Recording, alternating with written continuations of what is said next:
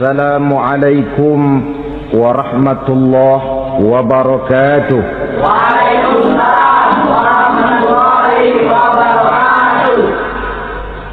Alhamdulillah wassalatu wassalamu ala sayyidina Rasulillah sayyidina wa maulana Muhammad ibn Abdullah wa ala alihi wa sahbihi wa mawala. La haula wa la quwwata illa billah, amma ba'du.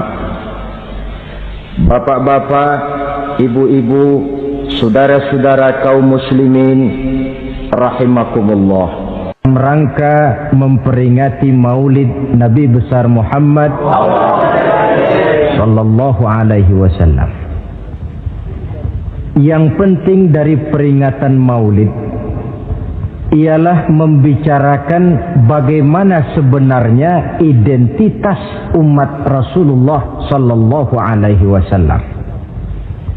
Sebab apa? Adalah suatu hal yang wajar bahwa seorang pengikut menyesuaikan tingkah laku, gaya hidup dengan orang yang diikutinya. Jangankan di dunia ini, di akhirat nanti identitas ini akan dimintakan pertanggunggan jawab dan akan ditanyakan kepada kita. Sekurang-kurangnya menjadi pengikut rombongan orang besar merupakan suatu nikmat. Paling tidak kita bisa numpang mujur. Kalau saya berangkat ke Bali ikut rombongan Pak Menteri misalnya, saya bisa bebas timbangan, tas saya tidak usah diperiksa-periksa barangkali. Kenapa? Ini rombongannya Pak Menteri, numpang mujur. Itu sekurang-kurangnya. Tetapi tentu untuk menjadi anggota rombongan Pak Menteri ini kan harus ada tanda, ciri-ciri atau yang disebut identitas. Kalau kita mengaku dan memproklamirkan diri sebagai umat Nabi Muhammad, sebagai pengikut beliau, apa sih identitasnya, ciri-cirinya? Inilah yang akan kita bicarakan pada kesempatan ini, bersumber dari surah Al-Fatah ayat 29. Allah Subhanahu wa ta'ala menjelaskan Muhammadur Rasulullah, bahwa Nabi Muhammad itu adalah utusan Allah, pesuruh Allah. Walladzina ma'ahu, dan orang-orang yang bersamanya, orang yang mengikuti ajarannya, para sahabatnya, kita ini para pengikutnya, mempunyai ciri atau identitas. Dalam ayat ini ada 5 ciri yang dijelaskan. Pertama, asyidda'u 'alal kuffar. Pengikut Nabi Muhammad bersikap tegas kepada orang-orang kafir. Apa artinya tegas di sini? Saudara-saudara, tegas di sini artinya bukan main marah-marahan, tidak ngajak berkelahi, bukan juga menantang perang. Tegas di sini artinya mempunyai prinsip, mempunyai garis yang nyata di dalam keyakinan beragama. Garisnya apa? Tidak lain, lakum dinukum waliyadin. Bagi Tuhan agama Tuhan, bagi kami agama kami. Silahkan Tuhan melaksanakan agama Tuhan, kami akan melaksanakan agama kami. Kami menghormati Tuhan, Tuhan pun menghormati kami. Tetapi soal agama tidak usah dicampur adukkan. Identitas semacam ini perlu kita tegakkan kembali. Sebab apa? Sebab di zaman sekarang orang mulai mengaburkan nilai-nilai kebenaran dari agama, yang pada akhirnya menanamkan sikap ngambang terhadap agama. Misalnya kita ini dibuai dengan kalimat yang kelihatannya bagus tapi sebenarnya mengandung racun. Kata orang, jangan fanatik, semua agama kan bagus, semua agama benar, semua agama thayyib. Terus terang saja, saya bukan tidak setuju dengan kalimat itu. Saya beranggapan kalimat itu belum sempurna. Semua agama benar, jangan titik di situ, itu baru sekedar koma. Semua agama benar, koma, bagi penganutnya masing-masing, titik. Semua agama baik, koma, bagi penganutnya masing-masing, titik. Bagi kita yang muslim, yang benar Islam. Dan seorang muslim yang berani membenarkan semua agama, seorang muslim yang berani berkata semua agama benar, sekurang-kurangnya munafik kalau tidak menjadi murtad. Wah Pak, itu namanya fanatik dong. Betul. Yang tidak boleh kan fanatik kepada suku, yang tidak boleh kan fanatik kepada guru, tapi fanatik kepada agama dalam arti berpegang teguh kepada agama merupakan bagian daripada kehidupan beragama. Hanyalah kalau umat Islam ini fanatik dengan agamanya, dia akan konsekuen, baik melaksanakan, mengamalkan maupun mengembangkan agamanya. Saya cinta kepada suku saya, tapi tidak lalu fanatik. Cinta suku boleh, fanatik kepada suku salah. Cinta kepada guru bagus, fanatik kepada guru jelek. Cinta kepada agama bagus, fanatik kepada agama wajib. Hanya dengan fanatik kepada agama orang konsekuen. Yang jelek itu kan kalau sudah fanatisme kesukuan. Contoh, misalnya mentang-mentang orang Sunda, lalu ngomong saya ogah dengerin ceramah. Kenapa? Ustaznya bukan orang Sunda sih. Ini nggak bener, emangnya Nabi Muhammad kelahiran Ciamis? Kan tidak.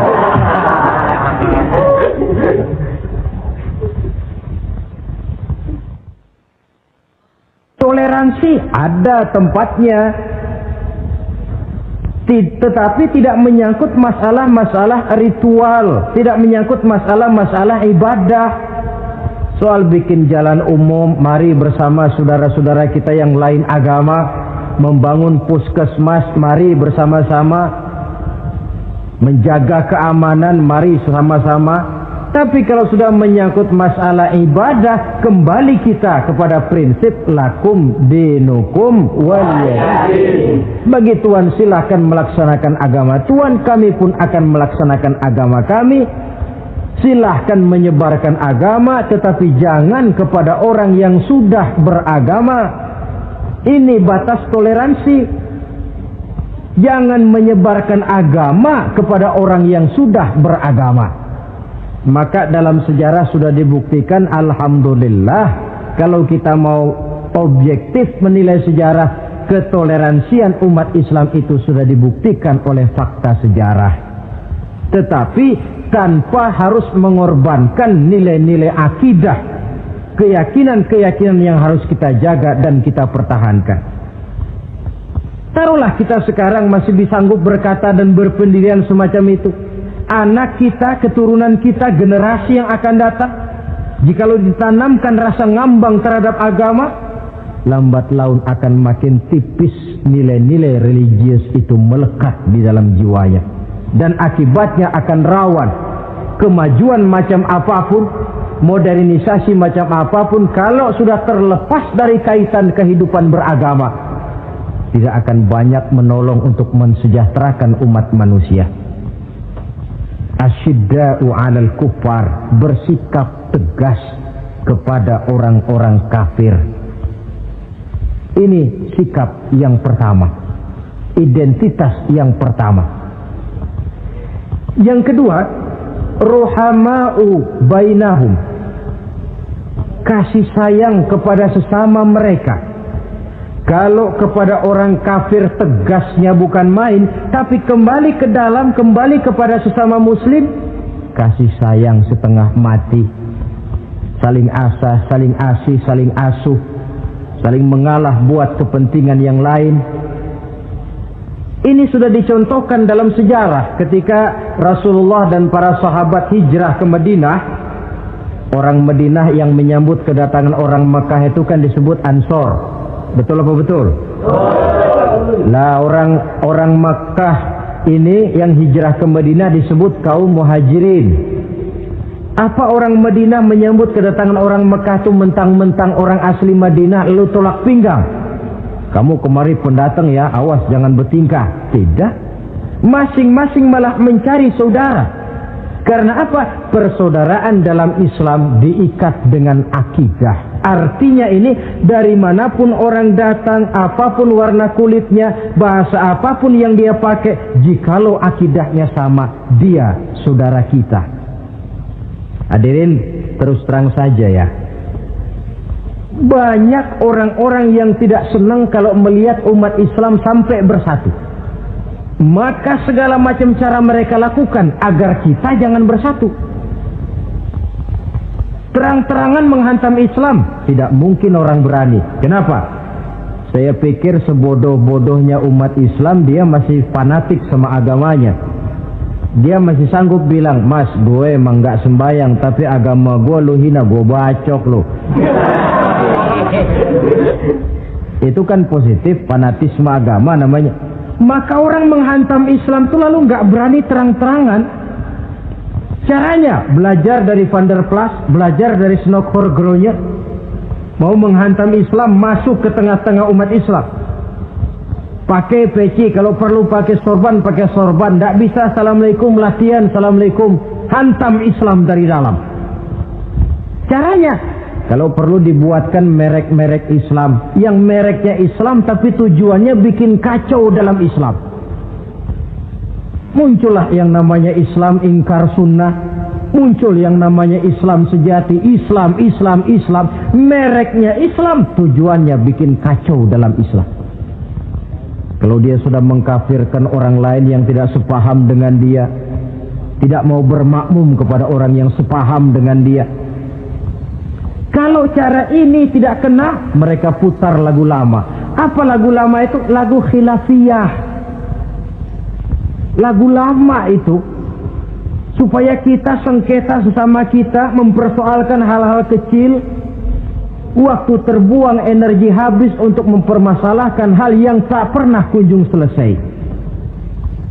Sering kejadian toh di kampung-kampung. Yang satu pakai usolli, yang satu tidak, lalu pisah RT. Yang satu azan sekali Jumatan, yang satu 2 kali, lalu bangun masjid lagi. Yang satu kunut, yang satu tidak, asah golok. Persoalan yang semacam ini sampai kiamat tidak akan kunjung selesai.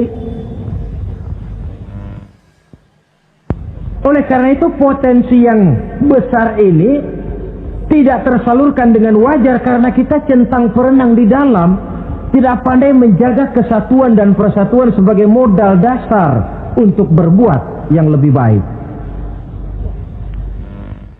Adalah lebih baik kita ini mencari titik-titik persamaan dan bukan memperbesar pola perbedaan. Ruhama'u bainahum, kasih sayang sesama mereka. Imam Ghazali memberikan contoh, kun kal yadain wala takun kal uzunain. Hai umat Islam, hiduplah kamu seperti 2 tangan. Saling asah, saling asih, saling asuh, saling mengalah buat kepentingan yang lain. Coba lihat 2 tangan kita, rukunnya bukan main. Kalau tangan kanan maju ke depan, kata yang kiri, oke, saya mengalah. Dia mundur ke belakang. Kiri di depan, kata kanan, sekarang giliran saya ngalah. Dia mundur ke belakang. Akhirnya kita jalan lenggang. Enak nggak dilihat orang? Coba kalau nggak ada yang mau ngalah. Tangan kanan ke depan, kata yang kiri, gue juga bisa. Dia ke depan lagi. Depan kayak robot kita jalan.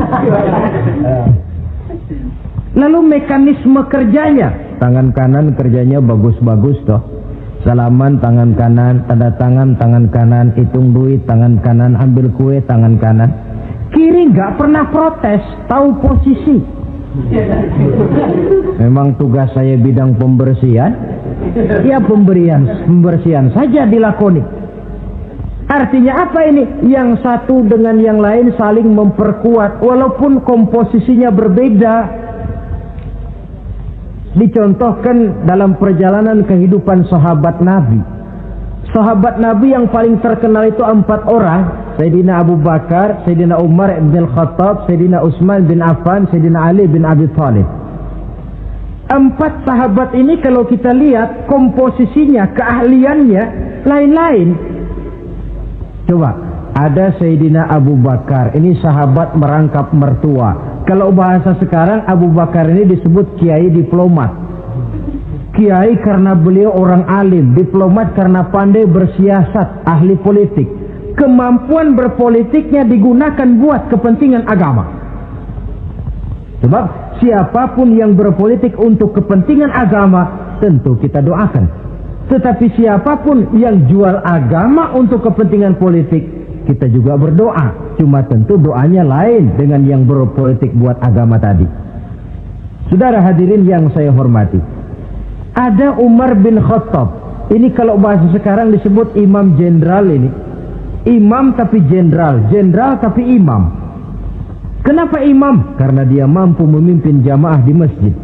Kenapa jenderal? Karena dia sanggup memimpin tentara di medan perang.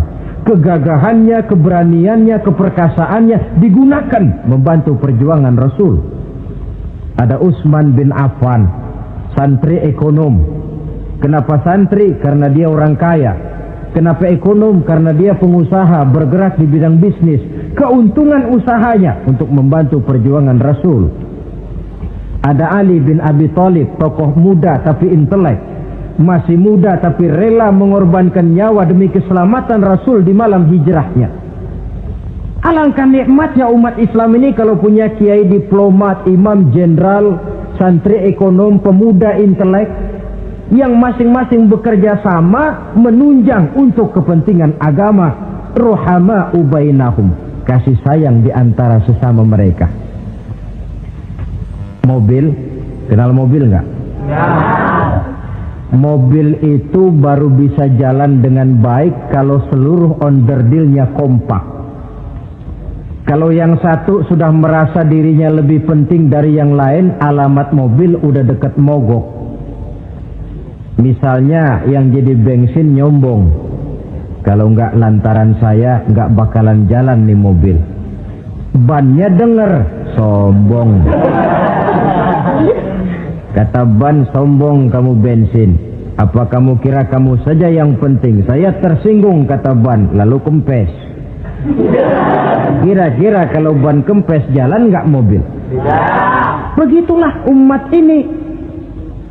Kayak satu bangunan, ada yang jadi jendela, pintu, tiang, genteng dan sebagainya. Tetapi satu sama lain hendaknya saling memperkuat. Kalau tidak, kita ini pernah diramalkan oleh Nabi, yushiku an tada'a alaikumul umam kama tada'al akalatu ala qas'atiha. Satu saat akan datang di tengah-tengah kamu di mana keadaanmu waktu itu seperti makanan di meja makan. Coba bayangkan, menurut Rasul satu saat kondisi umat Islam akan seperti makanan di atas meja. Yang barat mau makan, yang timur mau santap, yang selatan mau ganyang, yang utara mau injak-injak. Satu saat kondisi umat Islam akan seperti itu. Heran sahabat, ya Rasulullah, kok kita bisa dikepung begitu rupa? Iya. Apa pada waktu itu jumlah kami sedikit ya Rasulullah? Tidak, kata Rasul. Bal antum yawma idzin katsir. Jumlahmu pada waktu itu banyak, besar, kamu mayoritas. Cuma sayang, kata Nabi, walakinnakum ghusa'un ka ghusa'is sail. Tetapi keadaanmu waktu itu seperti busa di lautan. Banyak tapi centang perenang. Banyak tapi tidak punya daya dan kekuatan. Dipermainkan gelombang lautan, dihempaskan ke tepian pantai tanpa punya makna dan arti. Mayoritas tapi nasibnya ironi. Lantaran apa ini? Kita tidak pandai menjaga kesatuan dan persatuan. Prinsip ruhama ubainahum, kasih sayang di antara sesama mereka, belum bisa kita wujudkan. Oleh karena itu, hadirin yang saya hormati, identitas yang kedua ini mari kita tegakkan, menggalang kesatuan dan persatuan untuk kejayaan agama yang kita cintai. Soal posisi silahkan berbeda, soal profesi silahkan berbeda, tetapi hendaknya perbedaan ini tidak menyebabkan persimpangan tujuan. Satu sama lain saling memperkuat. Identitas yang kedua, bahwa kita sudah diikat dengan akidah, tidak oleh ras, warna kulit, suku, bahasa, oleh akidah. Satu kali orang sudah syahadat, dia adalah saudara kita.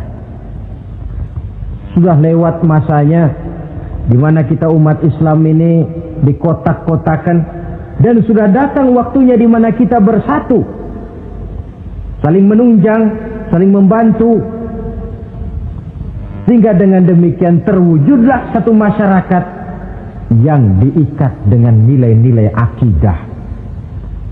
Ini yang kedua, kasih sayang kepada sesama muslim. Satu badan itu kalau yang satu sakit, yang lain kan akan ikut merasa sakit. Saudara jalan tengah malam, ibu jari tersandung batu, meletak. Begitu ibu jari tersandung batu, kontan, darah keluar, mulut bilang aduh, kepala ikut pusing, nggak pakai diundang. Solidaritas sosial yang terjadi secara reflektif. Tidak ada ibu jari tersandung mulutnya malah ngomel, rasain lo. Masa nyumpain badan sendiri, kan tidak mungkin. Tapi ini yang terjadi, kita lihat. Akibat apa? Tidak terwujudnya solidaritas sosial yang bersifat refleksif tadi. Nah, inilah saudara-saudara identitas yang kedua. Yang ketiga sekarang, pengikut Nabi Muhammad sallallahu alaihi wasallam itu cirinya yang ketiga, tarahum ruk'an sujjada. Engkau lihat mereka ruku' dan sujud, mendirikan solat. Ini identitas, ciri. Di akhirat nanti akan diperiksa dengan seadil-adilnya. Siapa? Saya, Pak. Saya siapa? Pengikut Nabi Muhammad. Betul? Betul. Baik. Pengikut Nabi Muhammad itu tandanya ruka'an sujada, ruku' dan sujud. Sampean ngaku umat Nabi Muhammad, sujud, pernah sembahyang? Sembahyang juga, Pak. Berapa kali? Nggak banyak-banyak, Pak. Setahun 2 kali. Kapan itu? Idul Fitri sama Idul Adha. Kata petugas, syarat kurang, minggir. Sebab sering dikatakan sholat itu kan ada yang harian, ada yang mingguan, ada yang tahunan. Ada yang sholatnya harian. Yang harian ini juga 2 macam. Ada yang belang-belang, ada yang mulus. Kalau yang belang-belang itu kalau zuhur sholat, asar out. Asar kepegang, maghribnya melayang. Maghrib ketangkep, isaknya terbang. Itu lumayan ketimbang yang seminggu sekali cuma Jumat saja. Yang Jumat pun agak lumayan lah daripada yang setahun 2 kali cuma Idul Fitri dan Idul Adha.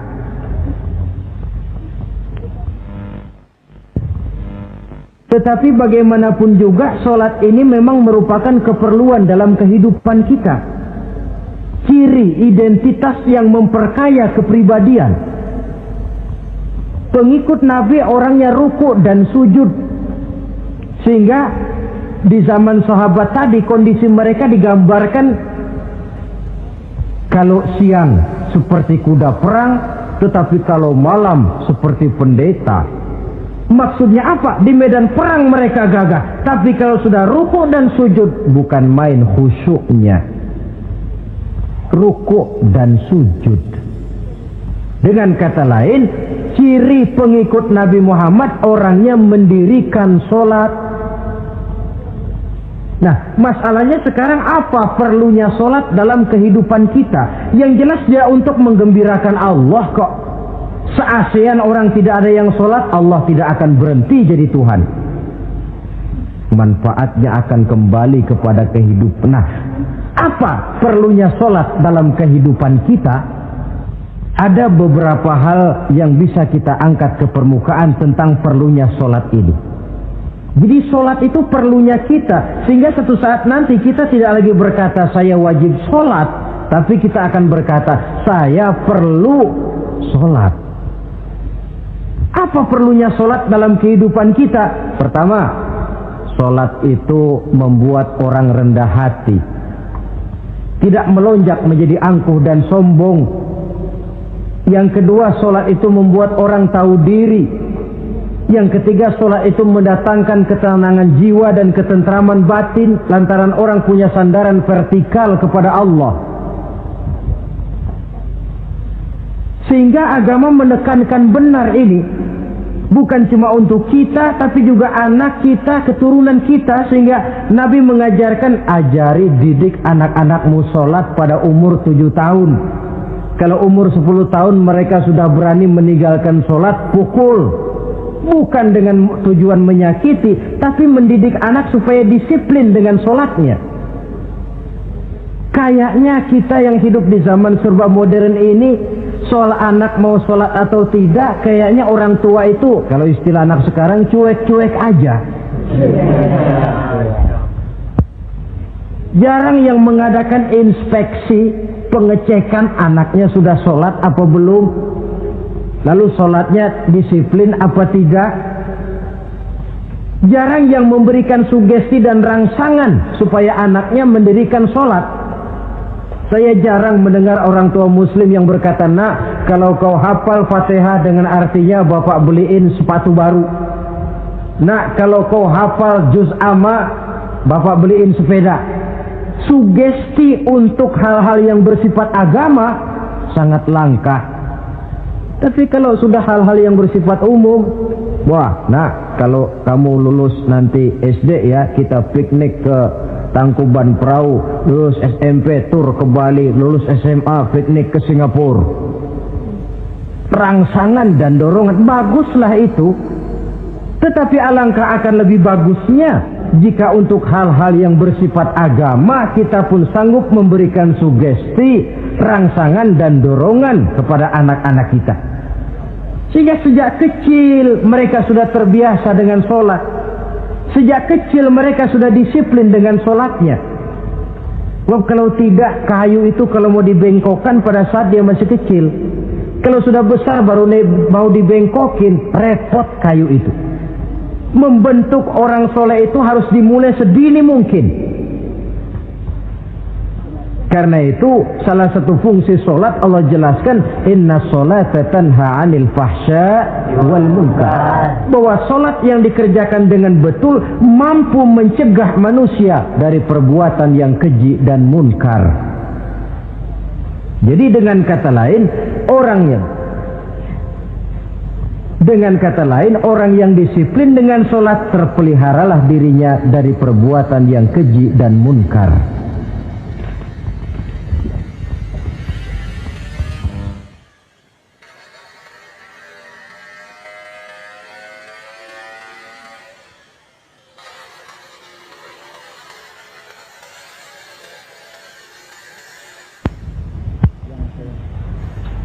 Hadirin yang saya hormati, suatu kenyataan barangkali yang memang tidak bisa kita pungkiri, bahwa kemajuan ilmu pengetahuan dan teknologi sekarang ini makin mengagumkan.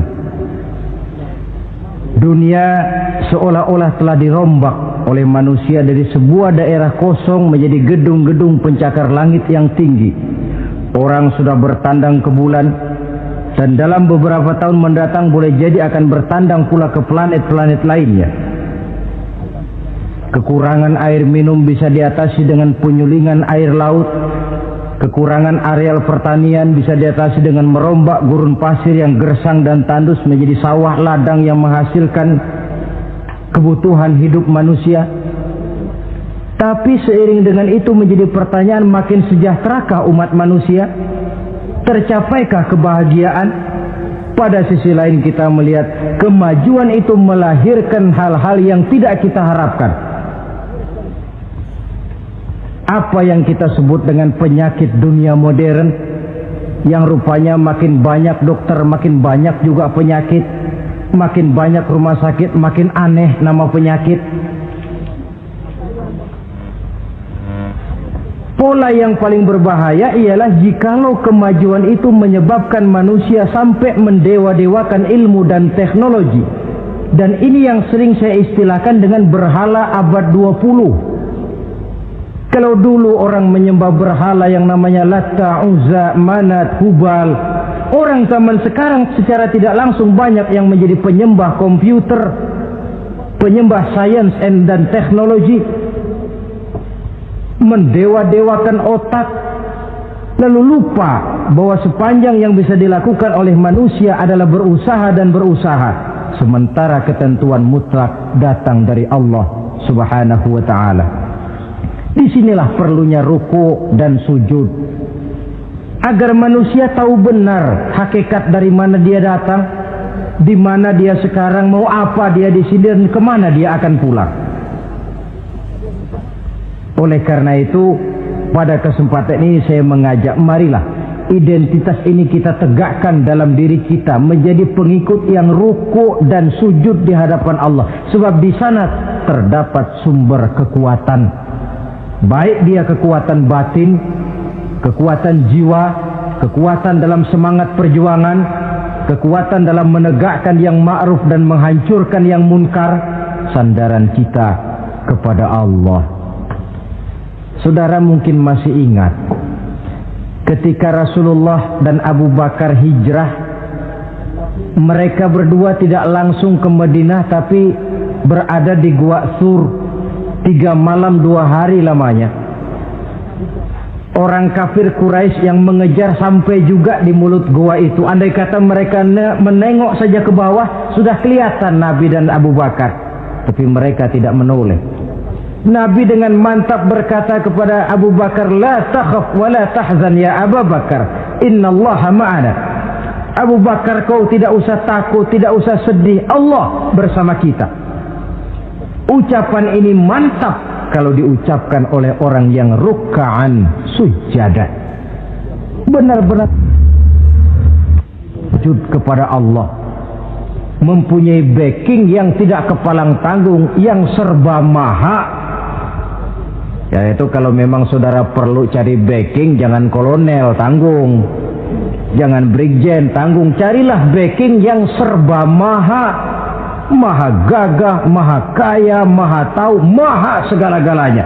Berbackinglah kepada Allah saja dengan jalan ruk'an sujada, ruku' dan sujud dalam kehidupan ini. Ini identitas yang ketiga. Yang keempat sekarang, pengikut Nabi itu apa tandanya? Yabtaghuna fadlan minallah wa ridwana. Mereka selalu mencari karunia dan keridhaan Allah. Karunia dan keridhaan. Jadi tidak hanya mencari sekedar karunia, tetapi juga mencari ridho. Oleh karena itu seorang pengikut Rasul, di dalam dia berdagang misalnya, dibatasi oleh pertanyaan, cara saya ini Allah ridho apa tidak? Dia cari rezeki, dibatasi oleh pertanyaan, Allah ridho apa tidak? Dia menginginkan jabatan yang tinggi, tapi tetap dalam kerangka pertanyaan, kalau cara ini Allah ridho apa tidak? Sehingga tidak lantas menghalalkan cara apapun halal asal tujuan tercapai. Itu kan caranya PKI. Asal tujuan tercapai, cara apa saja halal. Seorang muslim pengikut baginda Nabi tidak diajarkan semacam itu. Kenapa perlu mencari keridhaan Allah, karunia yang Allah ridho?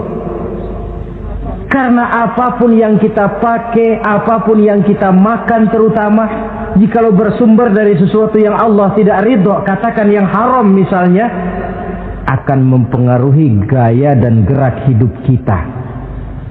Contoh, kata Imam Ghazali, kalau engkau terlalu senang memakan makanan yang haram, dia akan mempengaruhi caramu berpikir sehingga kau akan cenderung berpikir yang haram. Mencari karunia yang Allah ridho, dan hidup itu kalau sudah mendapat ridho Allah, sudah satu kenikmatan yang tidak bisa dibeli dengan nilai materi yang bagaimanapun banyaknya. Karena itu biarlah kita orang mukmin ini di dunia hidup kaya asal Allah ridho saja. Gak apa-apa. Biar rumah kita gedung, punya mobil bagus, uang banyak, kalau Allah ridho enak. Daripada sudah melarat tinggal di pinggir kali, rumahnya gubuk, Allah marah lagi. Kapan mau seneng orang macam begitu? Jadi biarlah kita ini bahagia di dunia, asal di akhirat masuk surga. Nggak apa-apa.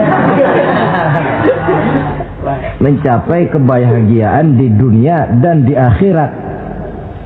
Cari karunia Allah sebanyak-banyaknya, karena memang bumi dan segala fasilitasnya diperuntukkan bagi manusia, dan karunia Allah itu ada dimanapun kita pergi. Dahulu ketika turun perintah hijrah, sebagian sahabat berpikir-pikir, kalau saya hijrah ke Madinah, di Madinah mau makan apa saya? Ini Mekah kan jelek-jelek, kampung sendiri. Umpama kepepet ngutang-ngutang dikit orang masih percaya lah, kalau ke Madinah ngutang sama siapa? Takut dia kalau hijrah ke Madinah tidak dapat makan. Allah memberikan jaminan, qul li'ibadiyallazina amanu inna ardi wasi'ah fa iyaya fa'budu. Katakan kepada mereka Muhammad, hai hamba-hambaku yang beriman, bumiku ini luas. Di Mekah kau makan, hijrah ke Madinah juga kau akan makan. Apalagi hijrahmu karena membela agama. Jangan karena membela agama kau takut kelaparan. Artinya apa? Karunia Allah itu ada dimanapun. Kalau kita mau berusaha, tetapi jangan lupa usaha itu harus yang Allah ridho. Kalau sekedar hasil usaha cara apapun boleh, ya dapat, tetapi tanpa ridho semuanya tidak akan membawa ketenangan, ketentraman dan kebahagiaan. Allah itu kan maha pengasih, tidak pilih kasih katanya. Artinya apa? Semuanya Allah kasih. Orang kalau mau berusaha dapat. Itu logika, sunnatullah kata kita, hukum alam kata orang. Kalau mau berusaha mesti dapat. Tetapi kasih sayang Allah ini tidak diberikan kepada setiap orang. Kalau pengasihnya berlaku kepada semua orang, mau kafir mau beriman, kalau berusaha dapat. Itu Rahman namanya. Tapi Allah tidak cuma Rahman, Allah juga Rahim, maha penyayang. Bedanya apa? Orang yang dikasih itu belum tentu disayang. Tetapi kalau disayang mesti dikasih. Kalau tidak dikasih tentu ada pertimbangan lain untuk kepentingan kita. Misalnya anak kita baru kelas 1 SMP, datang, Pak beliin motor buat sekolah.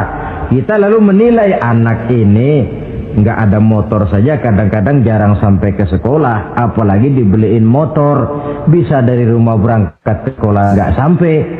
Tidak dibelikan bukan karena tidak sayang, justru karena sayangnya ada pertimbangan lain untuk kepentingan si anak. Tetapi kadang-kadang anak sendiri berpikirnya lain. Bapak katanya sayang, minta dibeliin motor saja tidak dibelikan. Dia menilai orang tuanya tidak sayang, padahal justru sayangnya lalu tidak dibelikan. Begitulah satu contoh kecil dari keridhaan Allah ini. Jika Allah sudah memberikan ridhonya kepada kita, segala yang kita mau diberikannya. Kalau tidak juga diberikan, tentu ada manfaatnya untuk kemaslahatan kita. Allah maha tahu. Misalnya orang mengeluh, saya akan sembahyang rajin, ngapa rezeki seret bener sih? Apa saya berhenti lagi sholat? Allah lebih tahu. maslahatnya. Barangkali potongan kayak kita ini kalau diberikan rezeki banyak sedikit lalu berhenti ke masjid. Rezeki lu segini aja dah, lu jadi rajin ke masjid. Ada manfaatnya buat kepentingan kita. Mencari karunia yang Allah ridho.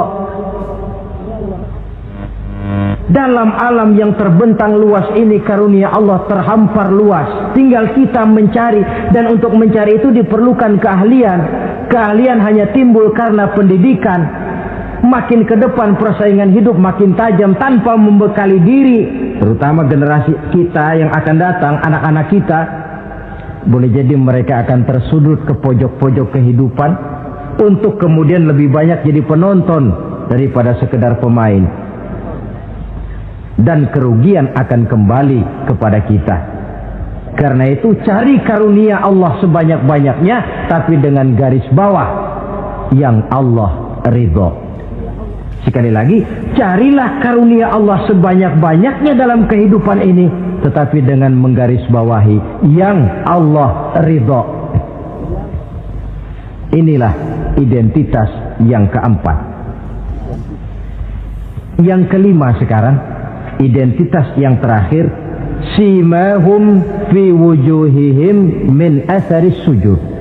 Di muka mereka ada tanda bekas sujud. Ini pengikut Rasulullah sallallahu alaihi wasallam. Bekas sujud, iya.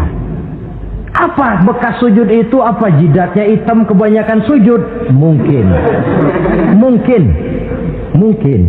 Karena rajin sujud lalu berbekas. Boleh jadi, tapi soal hitam di jidat sih gampang digosok-gosok. Yang terpenting asarus sujud di sini dalam bentuk sikap mental. Apa sikap mental yang saya maksud? Orang yang rajin sujud itu lalu membekas dalam kehidupannya. Pengaruh sujud. Apa pengaruh sujud? Karena rajin sujud timbul ikhlasnya. Sudah berbuat, yang penting itu Allah. Orang lain mau tahu atau tidak, orang lain mau puji atau tidak, yang penting Allah. Sebab kalau sudah dia usolli fardul maghribi Allahu Akbar, dia tinggalkan dunia dan seluruh isinya. Naik dia menghadap Allah. Selamat tinggal sebentar dunia, nanti saya balik lagi. Yang ada cuma dia dan Allah dalam dialog langsung. Timbul keikhlasan, terjemahannya dalam kehidupan. Berbuat tanpa pamrih, tidak suka menepuk jasa dan menghitung jasa. Sebab biasa orang itu kalau sedang perang tidak sempat ngaku jadi pahlawan, tapi kalau perang sudah selesai nggak kenal bedil ngaku pahlawan. Kalau perang sedang berkecamuk, jarang yang mengaku pahlawan. Kalau sudah perang selesai, masing-masing nepuk dada. Seorang yang ikhlas, seorang yang berbuat tanpa pamrih, dan ini pengaruh sujud dalam kehidupan. Lalu apalagi timbul jujurnya. Kenapa?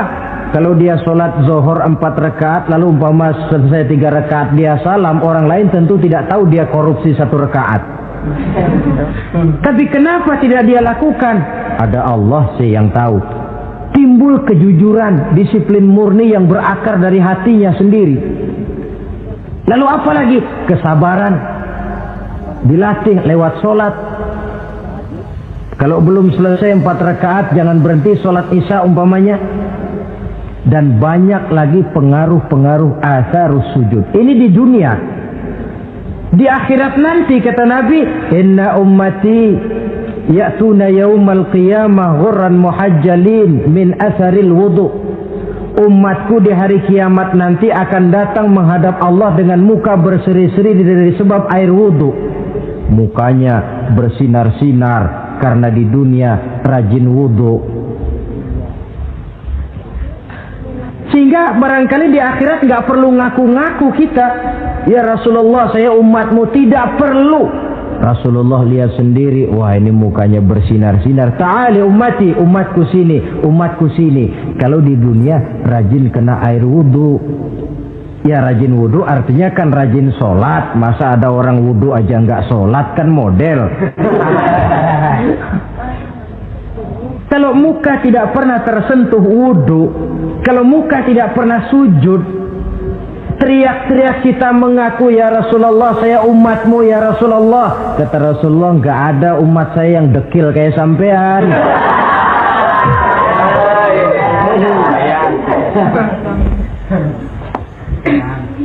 Itulah sebabnya pada kesempatan ini saya mengajak, mari membiasakan diri berwudu. Tidak cuma untuk sholat. Saudara mau berangkat ke kantor, wudu dulu, bagus. Saudara mau pergi berdagang, wudu dulu, cakep. Saudara mau pergi kuliah, mau pergi sekolah, wudu dulu, bagus. Di samping kebersihan jasmani, juga kebersihan rohani. Tengok saja. Kalau kita membasuh tangan pada saat wudu, mulai Allahumma inni as'aluka yumna wal barakah wa a'udzubika minasyu'mi wal halakah. Itu kan yang kita baca.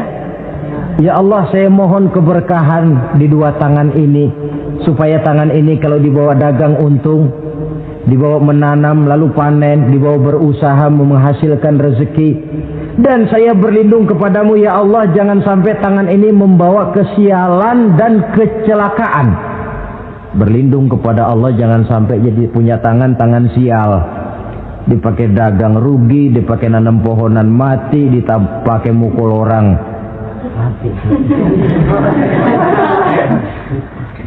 Tangan sial.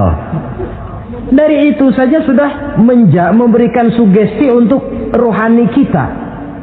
Kebersihan jasmani, kebersihan rohani terpelihara karena wudu.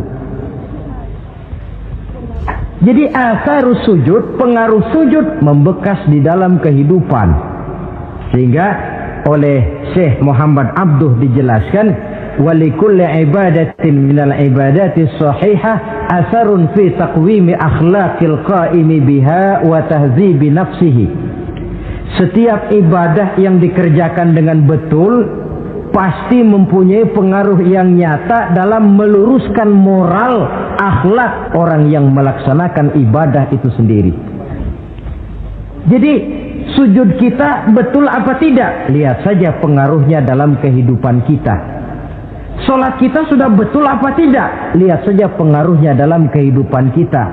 Kalau sujud ya sujud, tapi judi jalan juga, nah, sujudnya belum betul.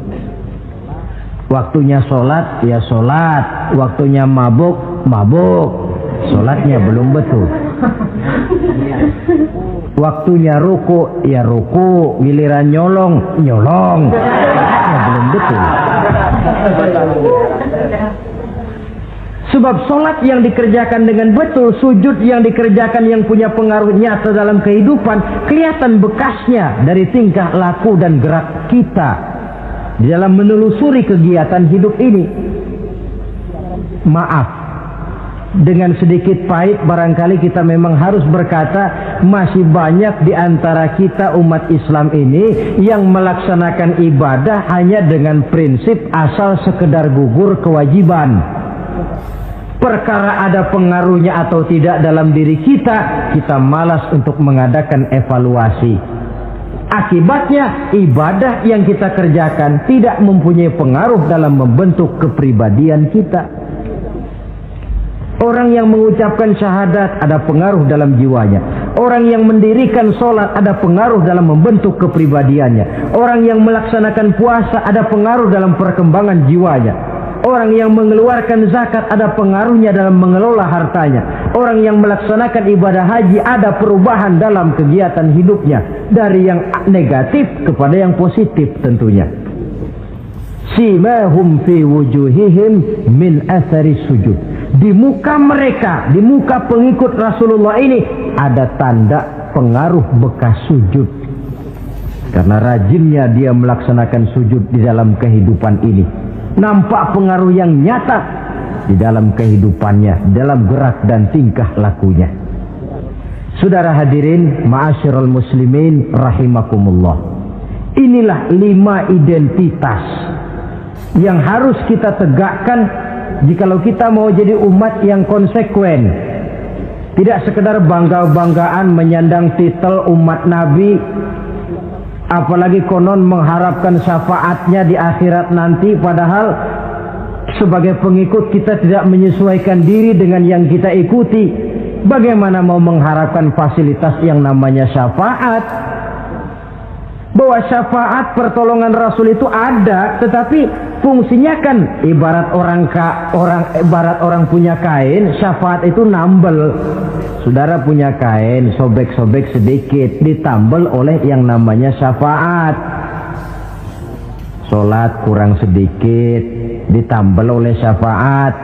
Sodakoh ada campur riak sedikit, tidak karena Allah sedikit, syafaat. Jadi kalau punya kain sobek ada syafaat. Lah kalau kainnya tidak punya, yang mau ditambel apanya?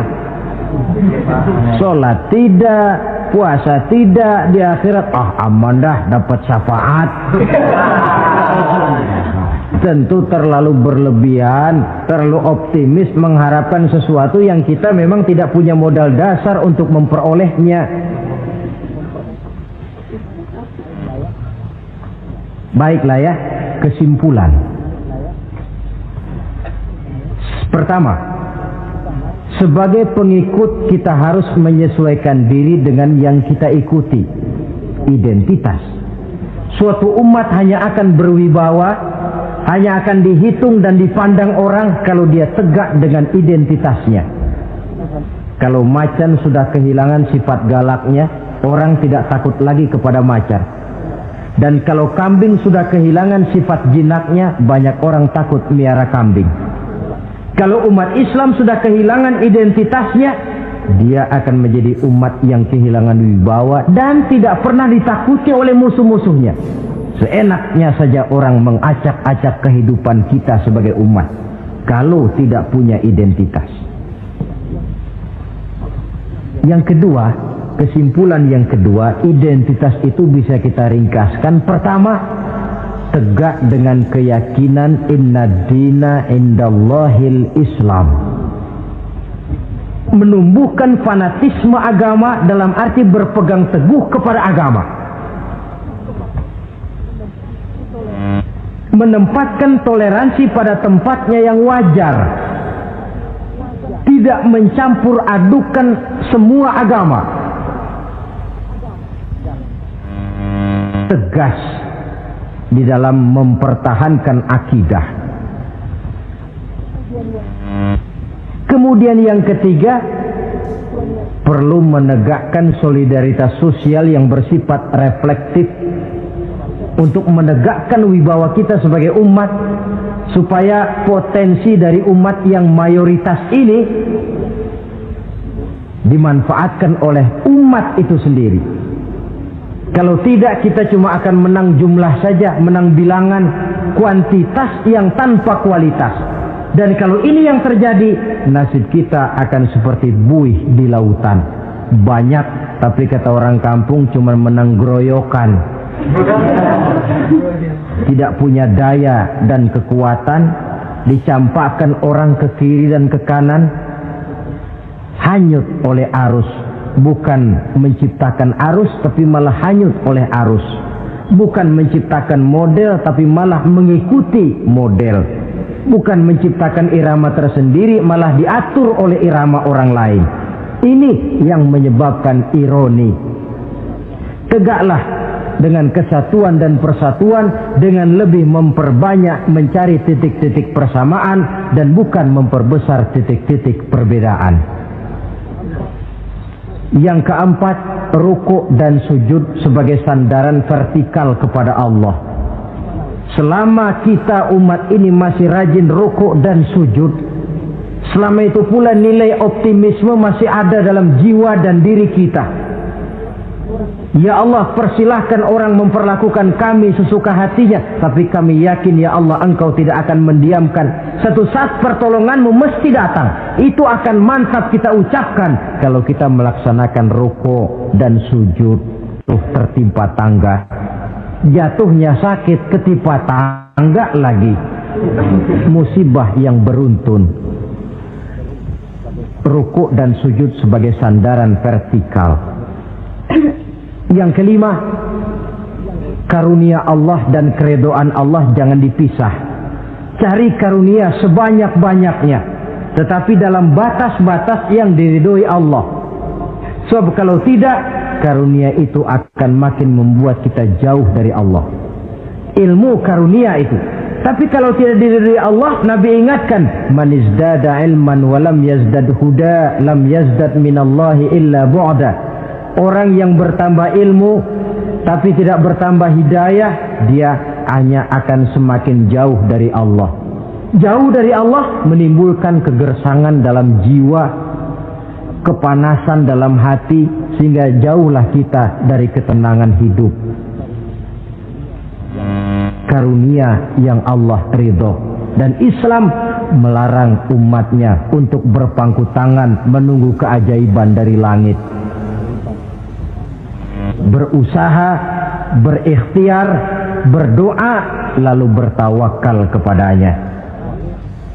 Yang terakhir, hendaknya ibadah yang kita kerjakan dievaluir, ditinjau kembali apa pengaruhnya dalam kehidupan kita.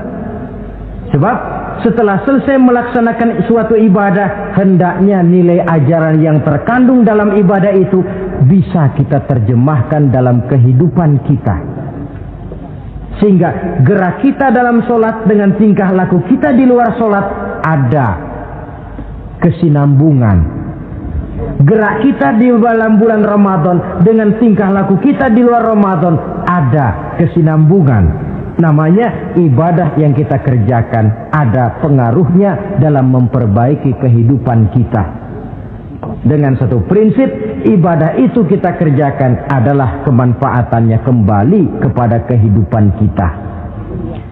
Saudara hadirin yang saya hormati, inilah pembicaraan kita pada pertemuan kita kali ini. Dengan harapan tentunya dalam memperingati Maulid kita tidak hanya sekedar melakukan satu tradisi, tidak hanya sekedar hura-hura, tidak hanya sekedar ikut-ikutan. Sebab bagaimanapun peringatan semacam ini bukan tujuan. Ini cuma sekedar alat. Kalau peringatannya yang jadi tujuan, selesai memperingati, selesai sudah. Kayak saudara tujuannya mau ke Bogor. Kira-kira kalau sudah sampai Bogor pulang lagi enggak? Pulang. Kenapa? Tujuan sudah tercapai. Tujuannya cuma memperingati Maulid. Sudah selesai. Ya sudah selesai segala-galanya. Yang tidak sholat kembali tidak sholat. Yang teler kembali teler. Pokoknya kan udah Maulid. Itu kalau dijadikan tujuan.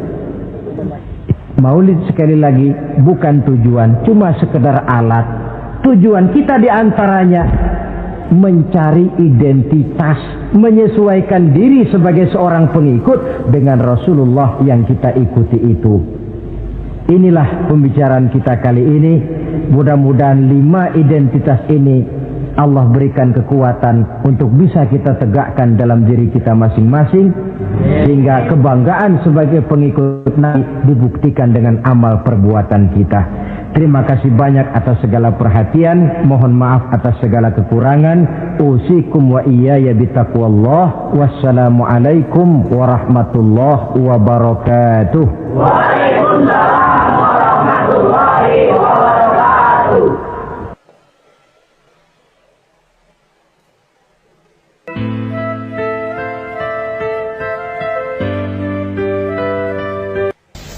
Bapak-bapak, ibu-ibu, saudara-saudara kaum muslimin rahimakumullah.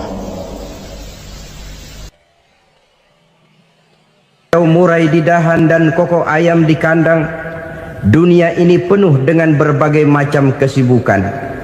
Sejak dari petani yang turun ke ladang, pedagang yang berangkat ke pasar, pelajar yang menuju sekolah, sampai kepada pegawai yang berangkat ke kantor, seluruhnya tidak lain untuk mencari sesuatu yang bernama bahagia.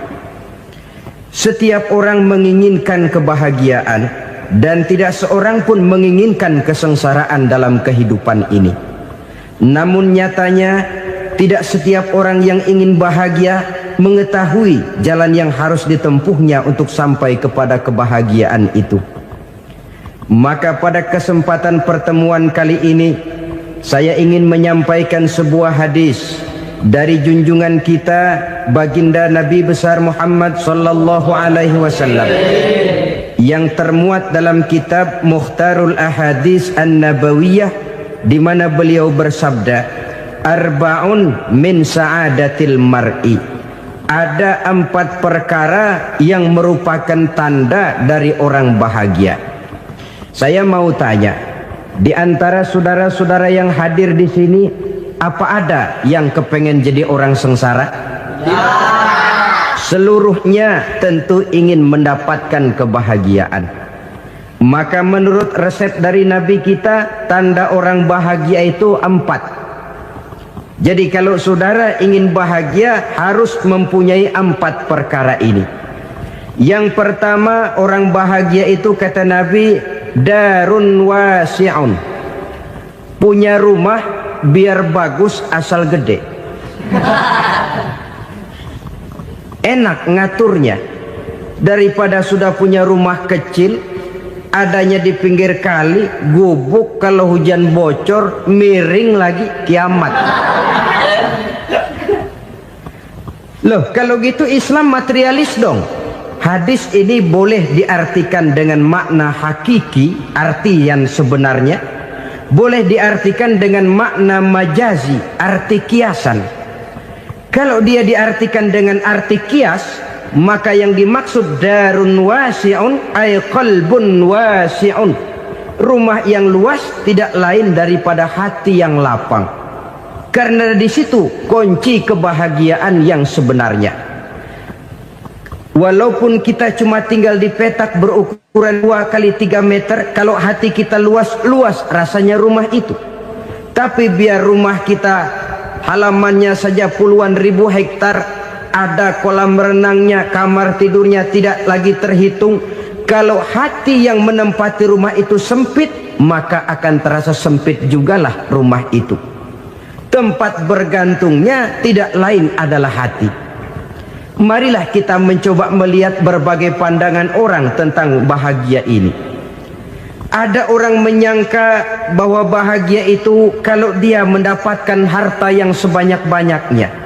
Siapa yang banyak harta, dialah raja. Apa yang dia mau, seluruhnya bisa dibeli. Keamanannya, dia bisa menyewa petugas. Seluruh fasilitas untuk menyenangkan kehidupannya bisa dibeli. Pendeknya, hartalah segala-galanya dalam kehidupan. Sampai ada pepatah mengatakan, innad darahima fil amakini kulliha taksur rijala mahabatan wa jalala. Sesungguhnya harta, dinar, dirham, uang di mana-mana selalu bikin hebat orang yang memilikinya. Coba lihat, orang yang punya duit sama yang enggak punya duit, jangan gaya hidupnya, gaya jalannya aja lain. Wahia lisanun liman arada fasahatan, wahia silahun liman arada qitala.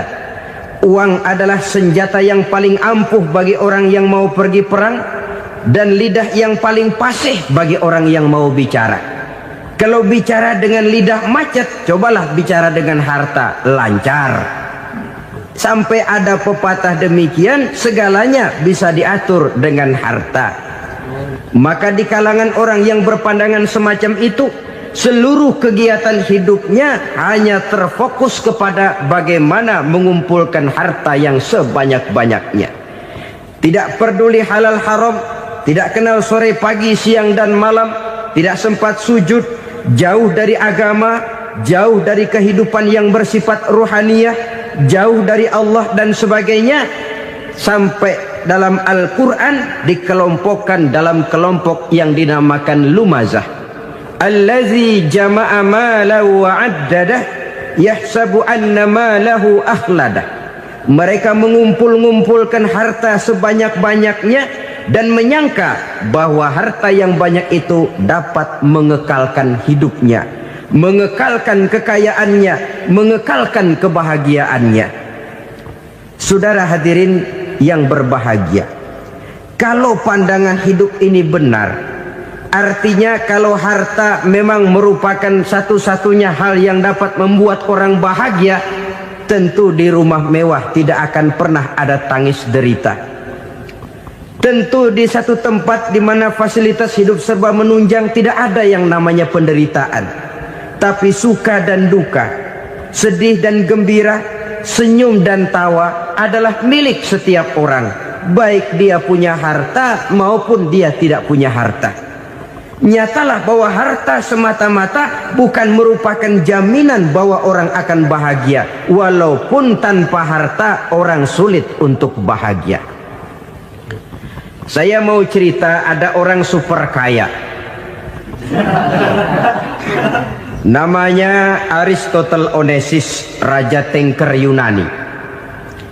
Dia punya kapal tanker saja konon sampai 11 banyaknya. Punya perusahaan penerbangan yang disebut Olympic Airlines. Punya hotel di berbagai kota besar di dunia ini, sejak dari New York, London, Paris, Rome dan sebagainya. Bahkan punya pulau yang dia namakan Pulau Scorpio. Ini kan namanya sudah kaya nggak tanggung-tanggung, punya pulau. Nah, dia punya 2 orang anak, yang satu laki-laki namanya Alexander, yang satu perempuan namanya Maria Onesimus. Seluruh harapannya tertumpah kepada anak lakinya Alexander ini, yang akan meneruskan usahanya, meneruskan kekayaannya, meneruskan dinastinya. Apa yang terjadi? Ternyata anak yang dia harapkan yang bernama Alexander ini mati muda dalam kecelakaan pada waktu dia olahraga. Apa olahraganya? Namanya olahraga anak orang kaya, golongan jet set. Olahraganya olahraga pesawat terbang. Jatuh, ya nggak kapungut, habis mati. Tinggal satu anak perempuannya, Maria Onesimus. Tapi anak perempuan ini juga malah urakan. Terakhir dia pacaran, bahkan kemudian kawin sama orang Rusia. Rupanya Aristotle Onesimus ini broken. Kekayaannya yang berlimpah ruah, perusahaannya yang begitu banyak, siapa yang akan meneruskan? Siapa yang akan menggantikan? Sampai kemudian dia mengurung diri di Pulau Scorpio dan mati di sana secara mengenaskan. Seorang multi-jutawan, seorang yang super kaya, mati menyendiri di pulau sepi. Ibarat kata pepatah, anak ayam mati di lumbung. Bukan kekurangan makanan, keurugan makanan. Begitu kehidupan Aristotle Onesimus. Dan banyak orang-orang yang sudah demikian kaya sampai dibingungkan oleh kekayaannya sendiri. Telusurilah kehidupan David Rockefeller misalnya, Henry Ford misalnya, Adnan Khashoggi misalnya. Multi jutawan yang kadang-kadang dibuat keder oleh kekayaannya sendiri. Pantas ketika Imam Ali ditawarkan orang, "Ya Ali, kalau kepadamu disuruh pilih ilmu atau harta, kau pilih mana?" Ya jelas pilih ilmu dong. Kenapa? Pertama, ilmu kalau kita berikan kepada orang lain tambah. Tapi harta kalau kita berikan kepada orang lain kurang. Saudara punya uang 10.000, dibagi orang 5.000, jelas uang saudara berkurang. Tapi saudara punya ilmu, diberikan kepada orang lain bisa, saudara pun makin mantap. Tidak lantas jadi bodoh karena ngajarin orang. Saudara bisa Fatihah lalu mengajarkan orang Fatihah, orang bisa, saudara pun makin hafal. Tidak lantas setelah diajarin orang ilmunya hilang. Begitu datang dia minta orang, "Tolong ajarin saya Fatihah," udah habis, nggak ada.